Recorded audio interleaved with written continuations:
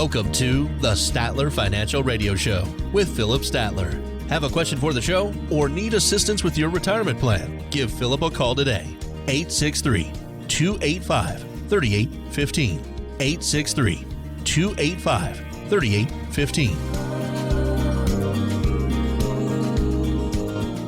After several years of increases in interest rates, the Federal Reserve has signaled a shift as the Fed prepares to start cutting those interest rates. What are some financial moves you might want to consider? We'll cover that today and so much more.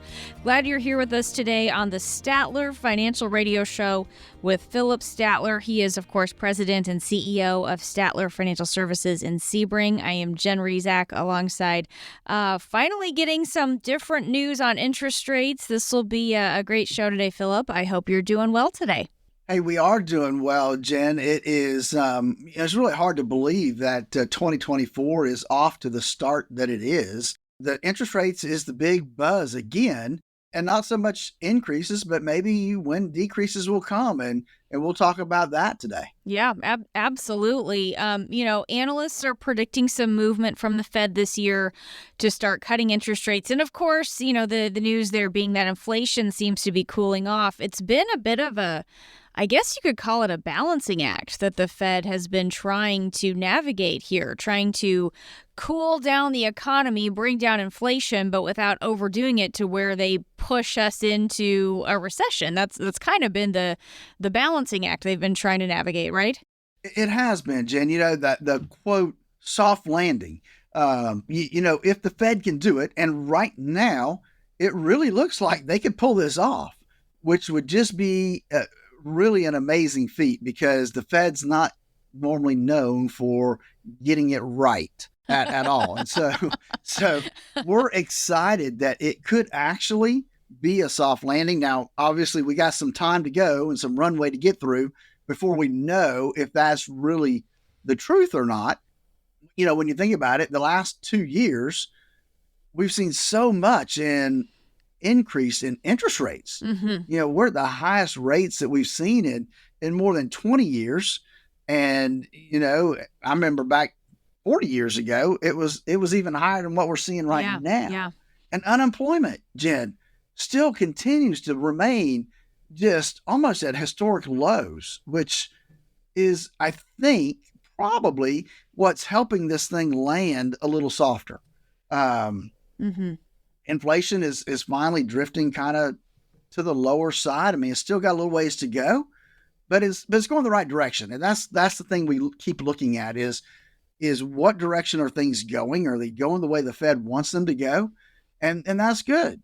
So what's, the next phase may be that we start cutting some interest rates and give some consumers a relief from this high credit card debt really is astronomical. And so people are paying a lot of interest right now to do that. And it's affected a lot of things, right? Yeah. Cars, houses. So the big question is, when are they going to cut? When's the first one coming? Mm-hmm. And there's some debate about that one. Some people think maybe in March. Other people think it won't happen until second or third quarter. But most of the analysts have probably 3 rate cuts at least built in for this year. I still think that might be a little optimistic, though. Yeah, we'll certainly have to see what happens here. And it seems like they sometimes have to reverse course a little bit if things start to go sideways. But, so you mentioned, borrowers and credit card debt, that type of thing. Talk a little bit about when we talk about interest rates coming back down, that's a good thing for borrowers, of course. But we've talked about this before, how there's kind of 2 sides to this story with interest rates. Just talk about what it means for people trying to prepare for retirement, because the way high interest rates impact borrowers is different than how it impacts savers. Yeah, they're kind of the polar opposite, right? Yeah, absolutely. The borrowers, they love the rate cuts because that means lower rates for buying their homes, car purchases, those big ticket items. And then the variable rates, like I mentioned earlier, on things like credit cards and home equity lines and that kind of stuff was starting to fall down as well, easing, the debt for the consumer. Now, on the other side of the coin, for savers, well, it's not as good of a thing, right? Because interest rates on high yield savings and money market accounts could also start coming down. As a matter of fact, we're already seeing short-term CD rates start to compress a little bit and come under pressure. And so we're not seeing that, 5.5% 3 and 6 month CD anymore. It's already down to 5, sometimes 4.9. So we're already seeing the anticipation of rate cuts. And that hurts the investor, the saver, because now they're not making as much money on their savings as they were. I mean, hopefully they'll stay, relatively high compared to where they have been, but we'll have to see kind of where that ends up also as we kind of head through this runway and see how we land. So what are some moves people might consider with some of these lower interest rates in our future? Are there any opportunities now that they should be trying to take advantage of before we start to see more of a shift? Well, I think that if they can find a longer term CD that's paying a decent rate, they may want to go ahead and lock that in. I mean, that's something that they want to look at. Because I feel like high yield savings accounts and money market accounts are probably short lived. I mean, we've had a good run, and I think we're going to see those start to fall off. But you can continue to shop, right? To compare bank to bank and figure out who's got the best rate, and do that. For longer term alternatives, we may want to look back at investment grade bonds, and that's going to be like durations of 4 to 10 years, and lock in a higher interest rate there over the next few months. Like I said, certificates of deposit, we still want to look to see if we can find something that's further out that we can get a decent rate on. I mean, I think I had some folks that we bought at 12 or 18 months that was still in the 5% range. So that may be something worth locking up for a short period of time anyway. We know interest rates decline. Stocks that pay dividends might become a little bit more attractive. Depends on where interest rates end up landing. So there's a lot of things that we have to kind of look at when we look at what can we do with funds as interest rates start to decline. And Jen, that's exactly why we look at the whole spectrum. We don't just look at the stock market. We don't just look at fixed income. We don't just look at annuities. We look at the whole picture. And that's why we created the core retirement design, to help folks design that retirement they always dreamed of. And I'd love to sit down with folks and get them started in that process. It's simple. It's a phone call, 863-285-3815. That number to call again is 863-285-3815. And we'll schedule a 30-minute phone call. You can ask us whatever questions that are concerning to you, and we'll make sure you're on the right path to the retirement you dreamed of. That number again, 863-285-3815. This is the Statler Financial Radio Show with Philip Statler. He is president and CEO of Statler Financial Services in Sebring, and I am Jen Rezac alongside. So, Philip, as I said earlier, what we've seen with interest rates the past few years has been a real balancing act for the Fed, that trying to raise the rates enough to slow down inflation, but without tipping our economy into a major downturn. When you think about things like what's going on with the economy, changes in interest rates over the past few years, and we've talked before about the fact that, looking at tax rates in the future, we really are facing the possibility of some increases in taxes. How do you talk to people about preserving their wealth with all these changes that we have to navigate? Economic ups and downs, interest rates ups and downs, tax rates ups and downs. There's just a lot to balance. There's lots of ups and downs, right? Mm-hmm. And we have to prepare for a worst case scenario and just hope and pray it doesn't happen. But we have to be prepared for that, especially as we head into retirement. And so that's really where planning comes into play. And that's having that roadmap, having that plan in place, especially an income plan. And not some plan that is, pie in the sky, interest rates are, you're going to make this incredible return. But squeeze it down. If I don't make much money at all, am I going to be okay? That's that's what I like to look at is, can we get you there without having to make a lot of money? And if we can, then if we make a lot of money, that's just cream on top, right? And so That's really what we look at, is making sure we have that income plan in place so that we know that we've got sufficient income coming in on a regular basis to cover our expenses. Yeah. And that's the key to enjoying retirement. Gosh, given all these moving parts, given all these changes, and people are always trying to make decisions with their money and maybe making some moves, when does it make sense to get a second opinion on how we are positioned as it relates to our retirement savings and some of the other assets that we might have? I think that any time that you have concern, it's good to get a second opinion. If you're heading into retirement and you have a plan in place, then before you pull the trigger to jump into retirement, you might want to get a second opinion to make sure, because that's the problem. Once you jump, Jen, into retirement, is hard to come back out. Mm-hmm. Oh, yeah. And most people don't want to have to come back out, right? And so you want to make sure that the plan you have in place is going to do what you want it to do. And so that's a good time to kind of get that second opinion. I look at it as 10 years before retirement, 10 years after retirement. That's the critical 20-year period that is vitally important to you when it comes to planning.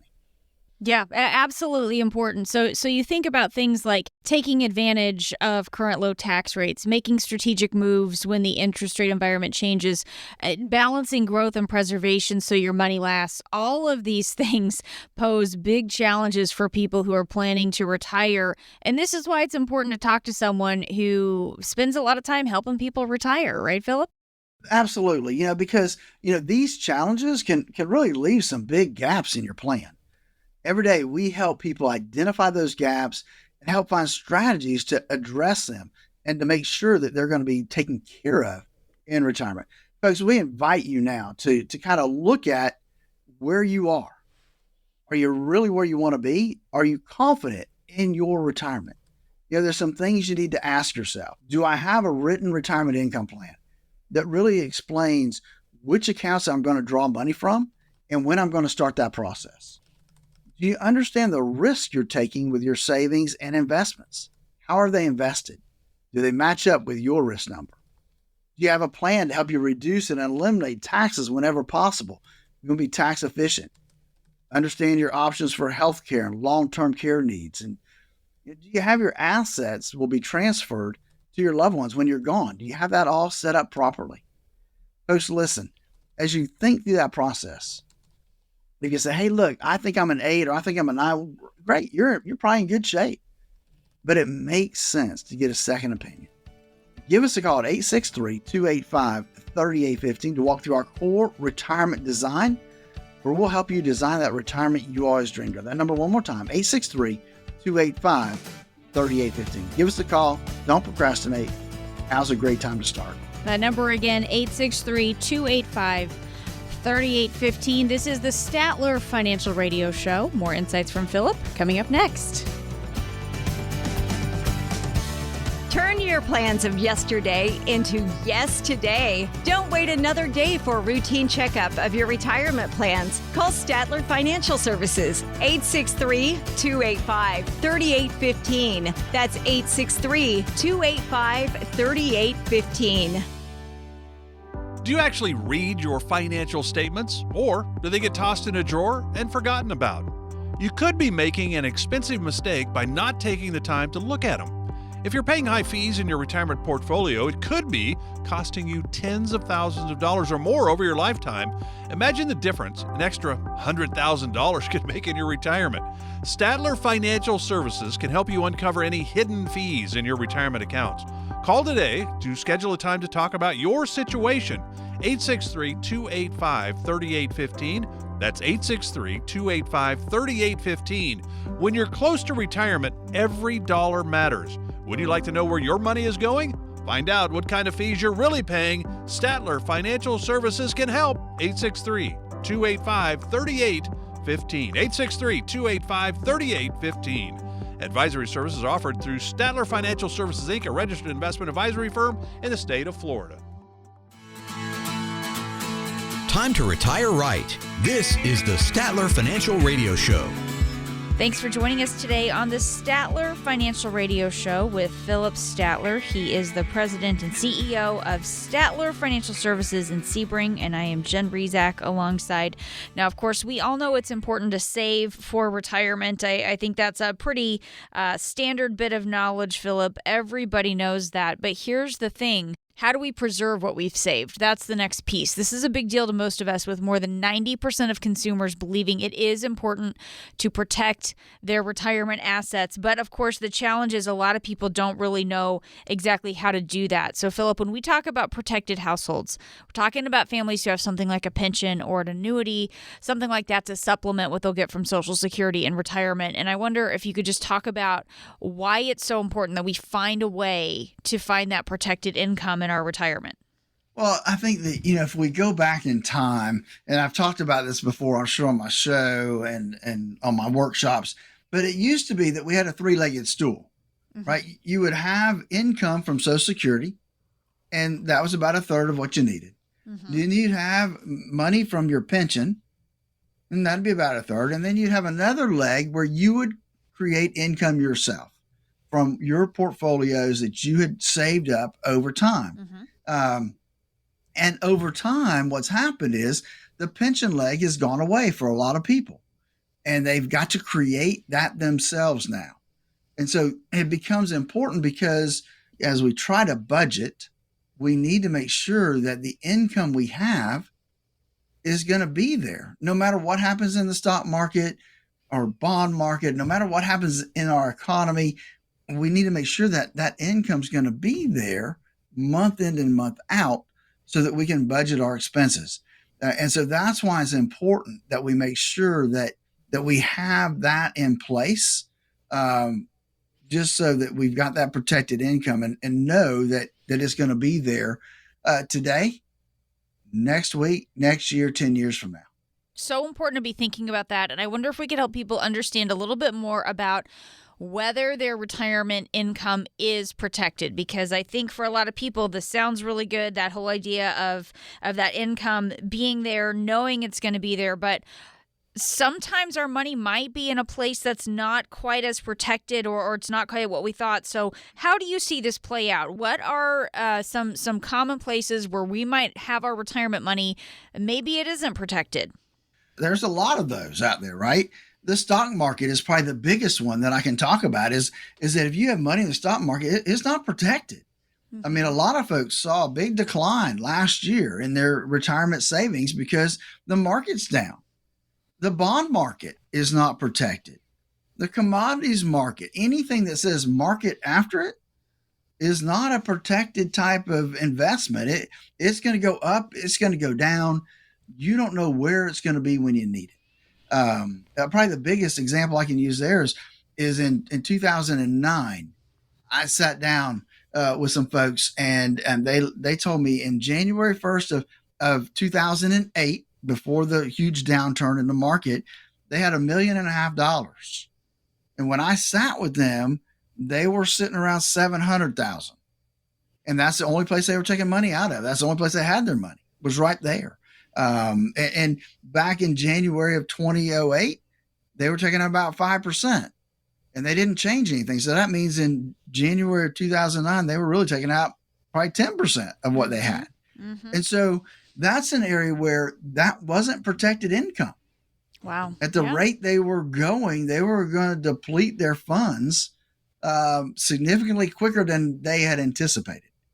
So that's one of my big examples of why the stock market shouldn't be your sole source of income. It needs to be the growth bucket, not the income bucket. And that's such a good example there, Philip, of how this could potentially play out. When you look at some of these scenarios, this is why you walk people through this core retirement design process. Talk a little bit about what this process looks like for helping us identify some of those weak spots, some of these areas where we might run into trouble with our retirement income. Our core retirement design was developed to help people really design that retirement they always dreamed of, by starting at the basics of looking at how much risk they have in their current portfolio versus how much risk they should have in their portfolio based on how long they have to retirement. and things of what their risk tolerance is, all those type of things where we assign a numeric number to that portfolio. Second, we want to look at taxes. Make sure that we're putting ourselves in a position to pay the least amount of taxes, not necessarily today, but over our retirement lifetime. And lastly, we want to make sure we've got an income plan in place that we can rely on to know that we have sufficient amount of assets to cover our expenses over our lifetime. We don't want to get down to age 90 and find out that we're about out of money. We want to make sure that mathematically it works as long as we're going to be alive. Give us a call to schedule your core retirement design at 863-285-3815. That's 863-285-3815. Talking today with Philip Statler. He is president and CEO of Statler Financial Services in Sebring. Let's keep talking about, Philip, some challenges we might be facing if our retirement income turns out it's maybe money instead of protected income. That could potentially spell trouble for us in our future. It could, just like the folks I talked about before we took the little break there. It could be a big deal, right? That it could be a huge, monumental issue. If we're talking about maybe money, then that means maybe it's up, maybe it's down. If it's down, when you need to start taking money out of it, that can be a problem because that makes it disappear quicker, right? If it's going down and we're taking money out, that's not a good timing. And so we want that protected income. Now, how do you get that protected income? Well, one of the ways that we've seen to get it is by using some annuities.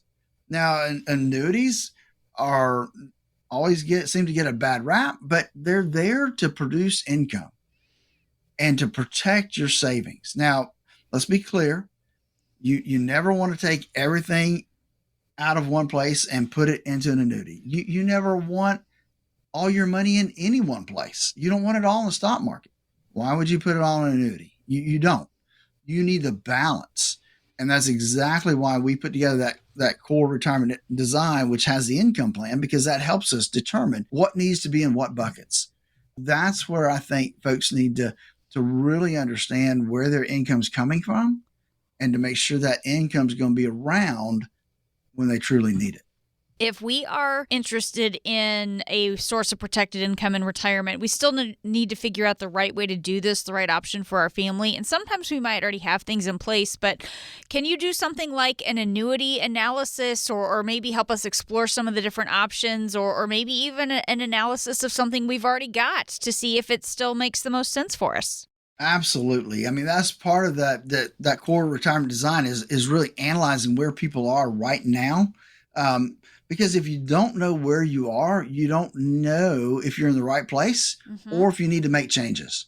And so this really gives us that broad spectrum of what do I currently have and what does that mean to me today? And will it meet my needs down the road? That's the big deal there. So we analyze that. We analyze annuities. We'll analyze stock portfolios, all of those things to determine if any changes need to be made, right, if we're in the right place. So I think that's what people need to understand is it's not a one size fits all. It's what do we need? And let's go build the plan to make sure that it's going to meet your needs down the road. Right. And we also don't want to forget that Social Security is still a big part of this discussion on retirement income.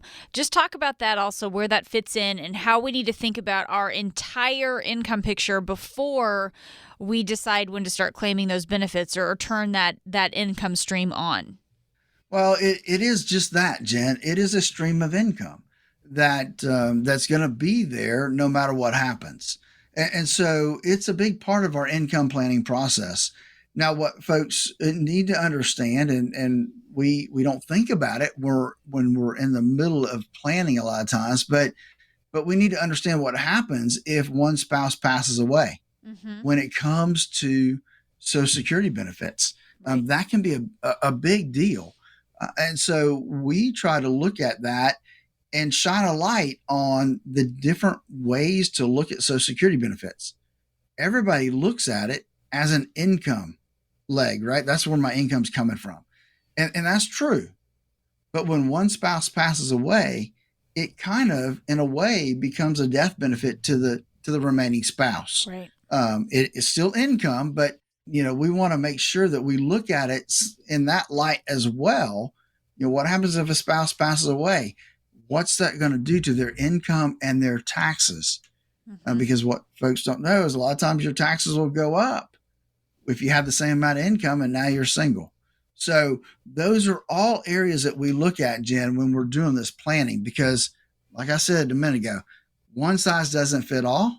What works for one couple may not work for somebody else. That's why we go through the process of putting together the plan, because the plan provides the roadmap to where you want to get to in retirement. Talk a little bit about putting together that core retirement design, how that can help all of these different pieces kind of fit together for people who have questions about their retirement income. Absolutely. We talk about risk is a big deal, especially when the ups and downs of the market happen. Hey, when the market's just going up, nobody cares about risk. But it's when the market's going down that people really start to focus on risk, and we need to understand what that is. And so that's a core part of that design process. Secondly, we want to make sure that folks are paying the least amount of taxes over their lifetime and their family's lifetime. And so we build that into our process as well. And lastly, we put together an income plan. We want people to be comfortable and confident that their money's going to last as long as they need it to. And so that's all part of our core retirement design. It's simple. All it takes to get started is a 30-minute phone call. Give us a call at 863-285-3815 to schedule your 30-minute core retirement analysis. That's 863-285-3815. Talking today with Philip Statler. He is president and CEO of Statler Financial Services in Sebring. Now, most people believe it's important to take steps to help protect their retirement savings. That's the good news, but it's not all of the story. We'll continue talking about this on the other side of the break. Stay with us. Turn your plans of yesterday into yes today. Don't wait another day for a routine checkup of your retirement plans. Call Statler Financial Services, 863-285-3815. That's 863-285-3815. It's nice when you get everything on your list in one place, isn't it? Philip Statler at Statler Financial Services agrees. That's why he offers comprehensive retirement planning all under one roof. You shouldn't have to go one place for information about tax planning, another for estate planning, and another for retirement income planning. That's why Statler Financial Services was started. Philip wanted to build a company that could help families with all aspects of their retirement. Statler Financial is more than just convenient, they're knowledgeable and experienced. To set up a meeting with Philip Statler and his team to talk about your retirement plan, all of it, call 863-285-3815. That's 863-285-3815. Statler Financial Services, one stop for a wealth of retirement solutions. 863-285-3815. Advisory services offered through Statler Financial Services, Inc., a registered investment advisory firm in the state of Florida. I want to help you understand some things. Number one, timing of your RMD, because they could potentially push you into a higher tax bracket. Imagine how fast your savings could shrink if you rack up penalties along with taking regular withdrawals and paying taxes. Welcome back to the Statler Financial Radio Show with Philip Statler and co-host Jen Rezac. Thanks for joining us today on the Statler Financial Radio Show with Philip Statler. He is president and CEO of Statler Financial Services in Sebring. I'm Jen Rezac alongside, and most people believe it's important to take steps to help protect their retirement savings. That's good news. But it's not all of the story because, Philip, unfortunately, people are still making assumptions about their financial future and they're failing to see some of the gaps in their plan or their strategy. The Center for Retirement Research at Boston College found that 28% of all households wrongly assume that they are prepared for retirement. And get this, Philip, 32% of high-earning households are the most overconfident. So overconfidence can actually be a bit of a concern here.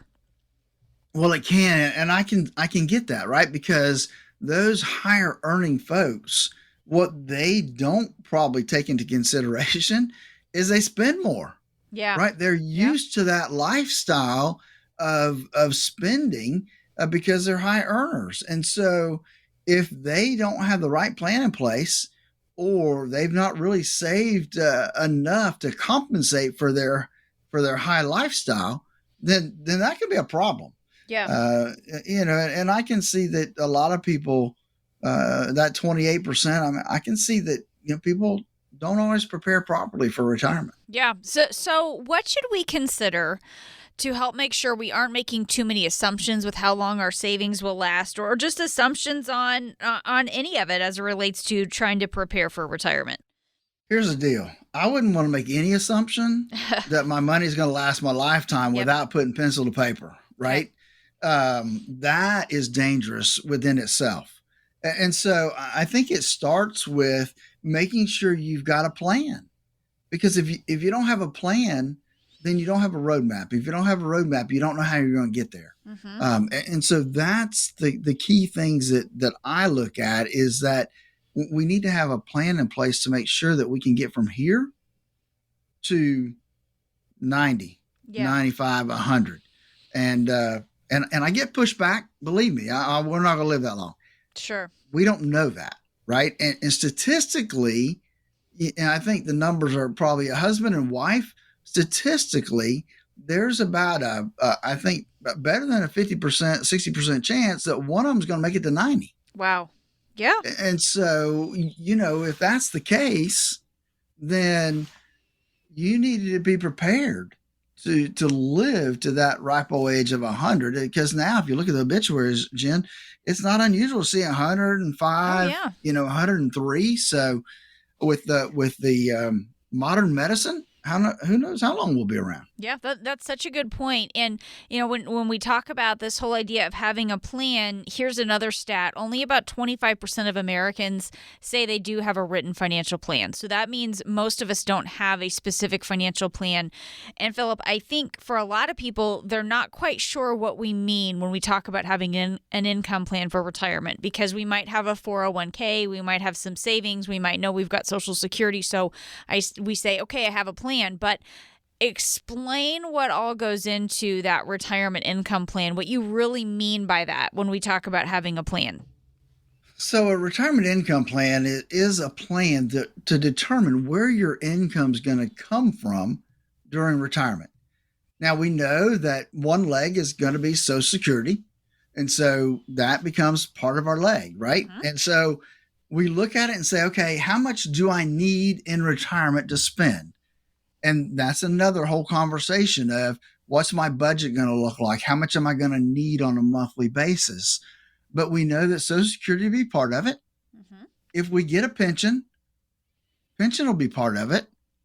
But what's left, if we don't have a pension, then between Social Security and what we need, that's a gap.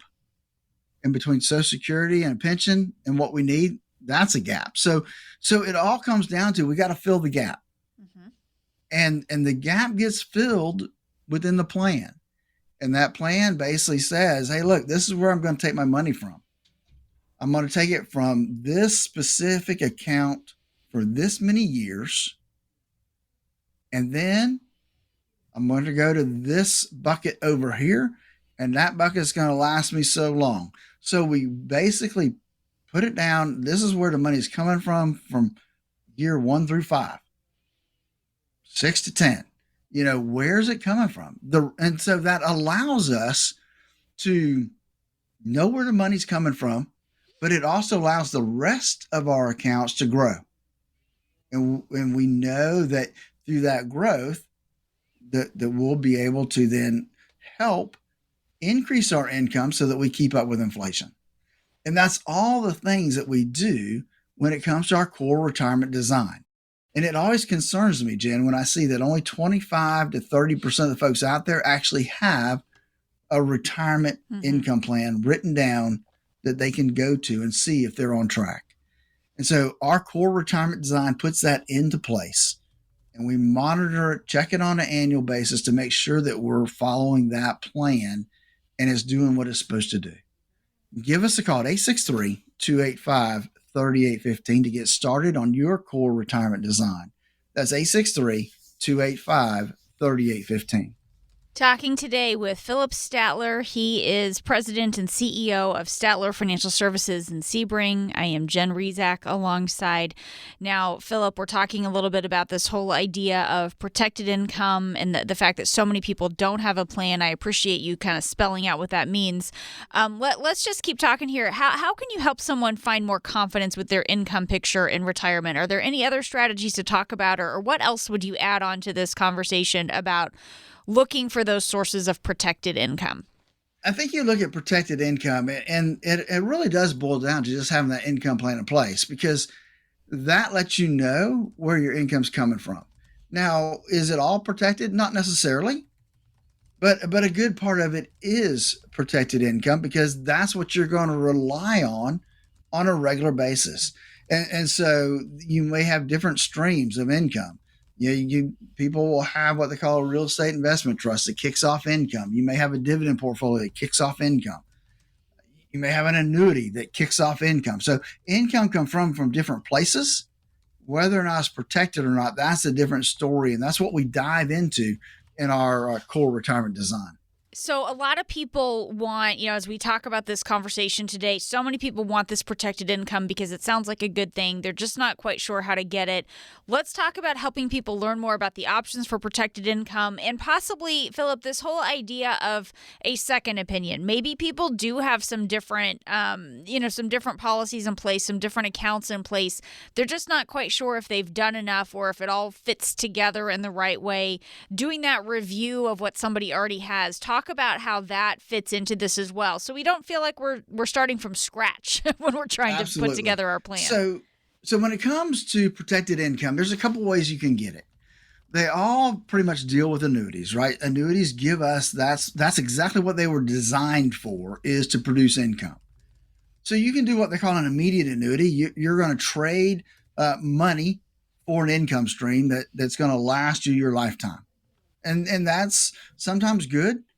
When interest rates were really low, what didn't make much sense. Interest rates coming back up, it's something that you may want to look at, though, to see if that might work for you. The other thing that you look at in the annuity world is annuities will have what they call an income bonus plan to them. So they will actually produce income for you that you cannot outlive. That's protected income. And you can elect a joint protected income, right? So that you'll get it as long as one of you are alive.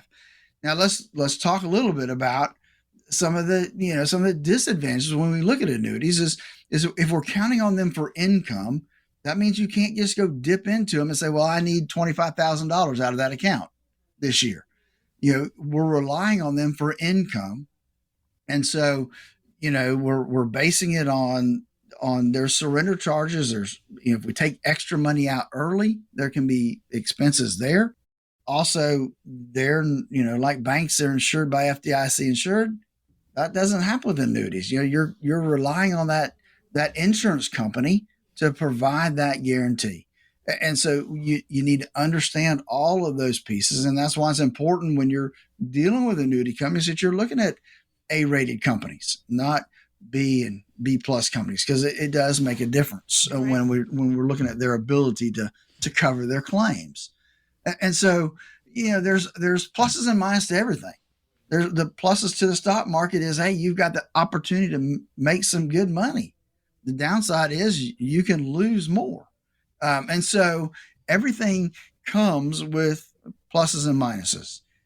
That's why you shouldn't use just one vehicle. You need to have a balanced approach to make sure you've got some growth, some income, some protected, some maybe money. You need all of those buckets full in order to have the retirement you always dreamed of. I would just say that as we kind of close out this segment, Jen, that we worked hard when we started designing this core retirement design process. And we feel like it meets the needs of everybody out there, because it looks at the risk, it looks at taxes, it looks at income. And those are three main areas that retirees need to focus on when they head into retirement. And so I'd love to have that conversation with you. 30 minutes. You can ask me whatever questions that you'd like to. We'll ask you questions to see if we're a good fit, if we can help you. Because if I can't help you, I don't want to waste your time. If I can, I'll let you know. And what the next steps really are in our process.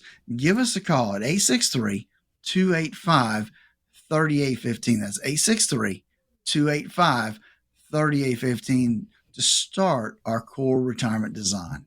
That number one more time, 863-285-3815. Get those questions answered about that core retirement design process that Philip and his team can walk you through today. One more time, that number, 863-285-3815. And we always invite you to check out the website and the great resources available at statlerfinancial.com. Talking today with Philip Statler. He is president and CEO of Statler Financial Services in Sebring on protected income, why this matters for you and your retirement. But we've got some more insights from Philip coming up on the other side of the break, so stay with us.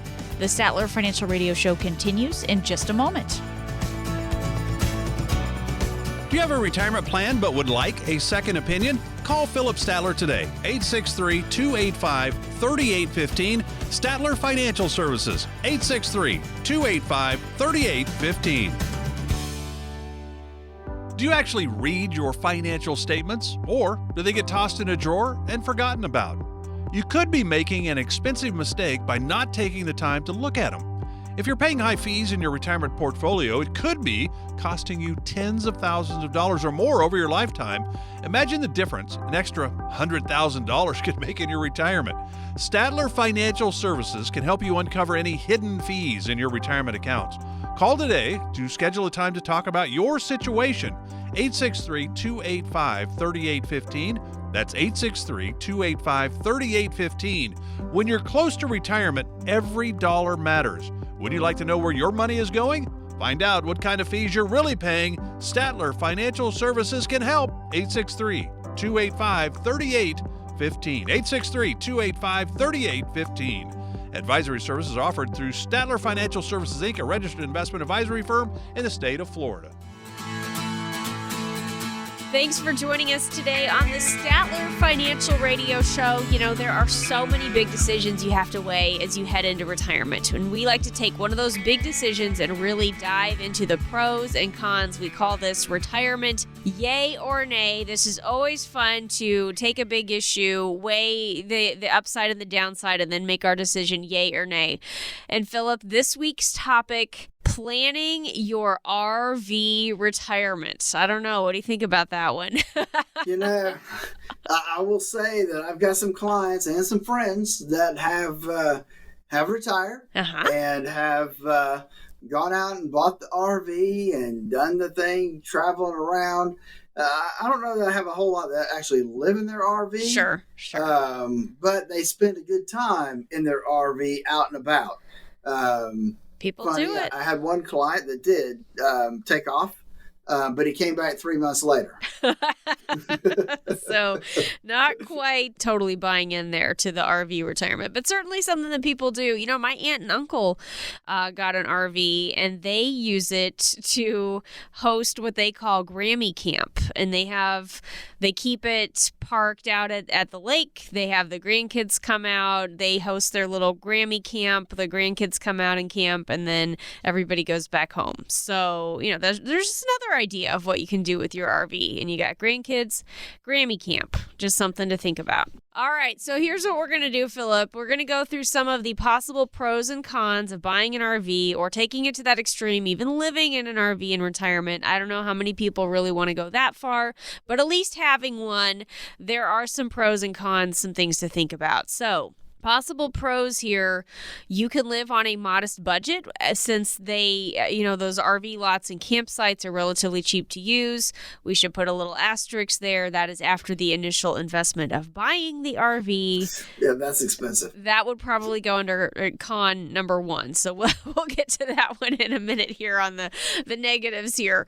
Another possible pro: buy less stuff because you have limited storage space. So kind of forces you to hold off off on other impulse purchases.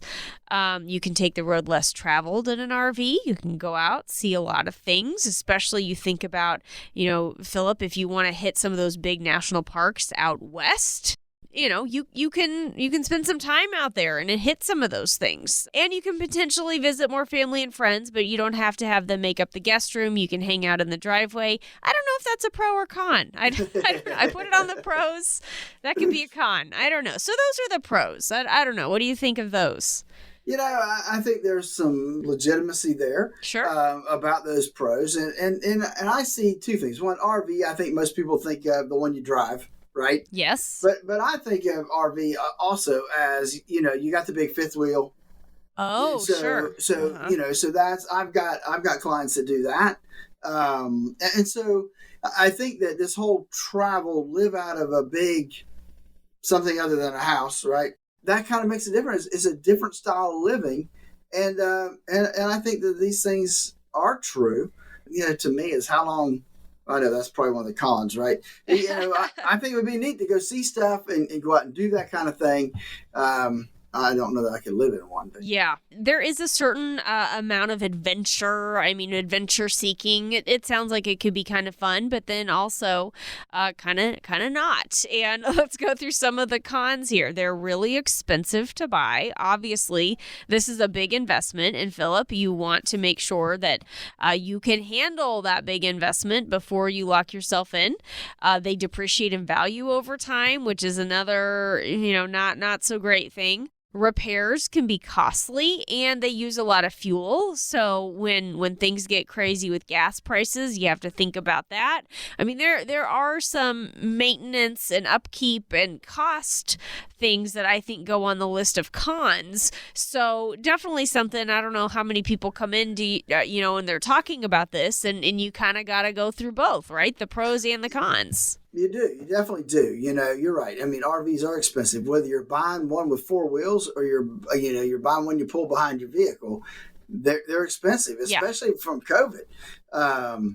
Even used ones are expensive. Yeah. But I've encouraged several of my clients that are thinking about this to, hey, look, let's find one that's a couple years old.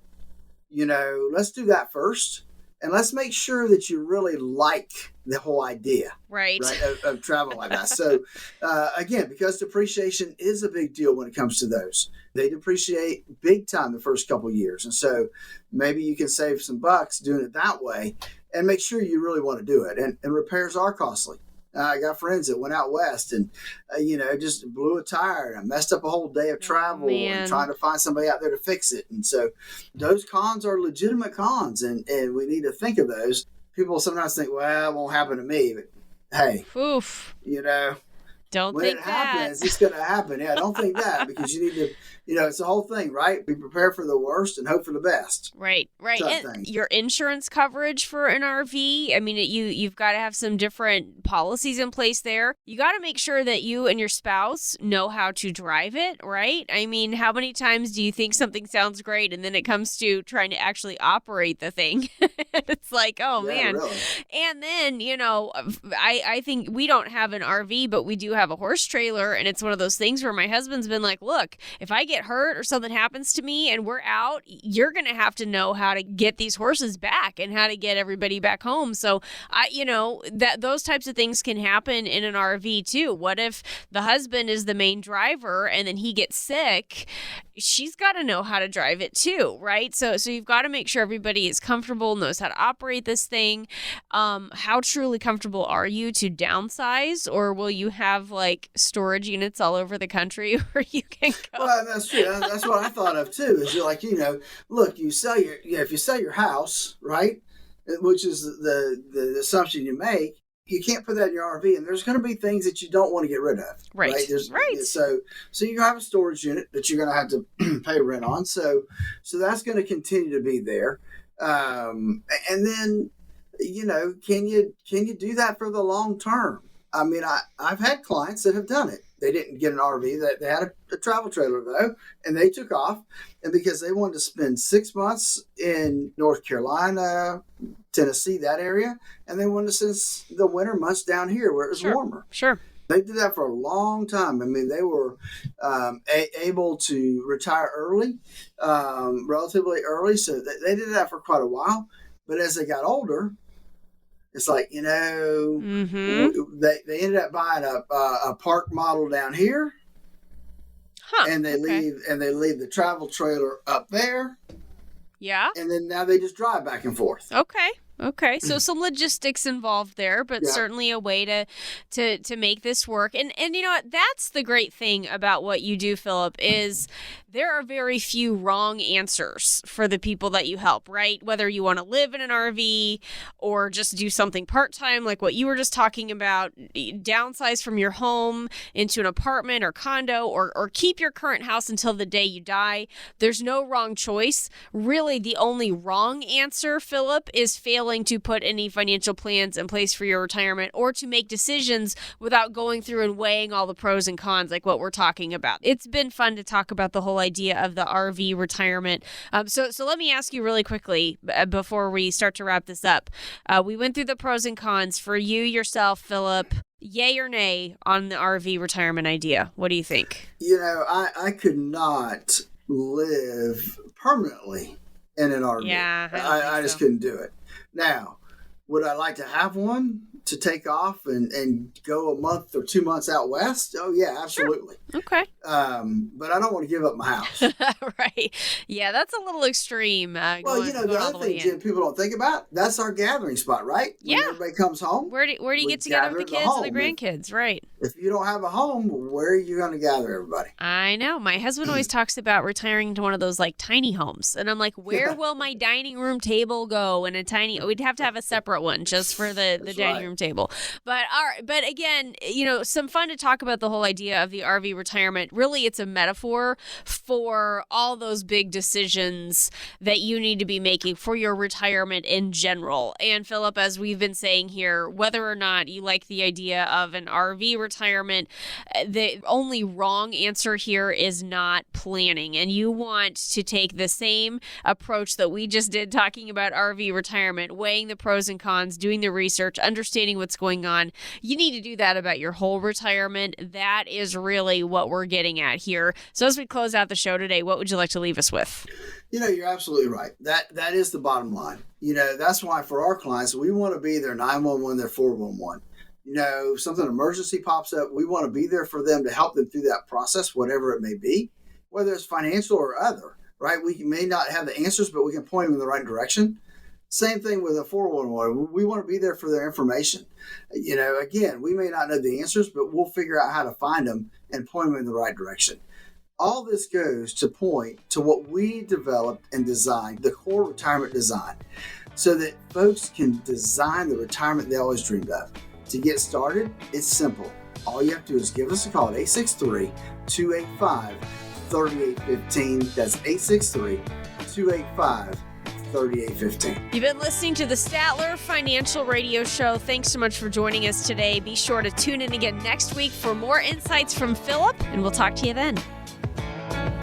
Information provided during the Statler Financial Radio Show is for illustrative purposes only and does not constitute investment, tax, or legal advice. Information has been obtained from sources that are deemed to be reliable, but their accuracy and completeness cannot be guaranteed. Always consult with a qualified investment, legal, or tax professional before taking any action. Annuity guarantees are based solely on the financial strength and claims-paying ability of the issuing company. Individuals should thoroughly review the contract for specific details of the product features and costs. Income payments and withdrawals from deferred annuities are generally taxable as ordinary income in the year they are taken. All investing involves risk, including the potential loss of principal. No strategy is guaranteed to be successful. This radio show is a paid placement.